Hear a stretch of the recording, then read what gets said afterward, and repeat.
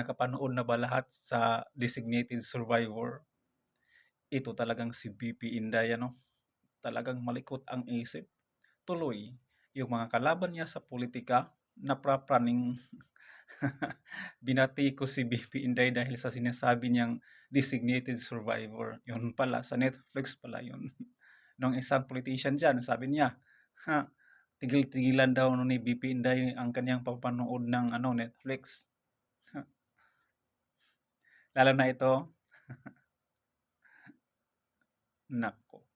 Talagang pagka mga Duterte na ang magsalita, talagang mawiwindang lahat ng mga kalaban nila mag-isip at mag-research kung ano ang sinasabi ng mga Duterte. Hindi pa yan may kasunod pa niyan.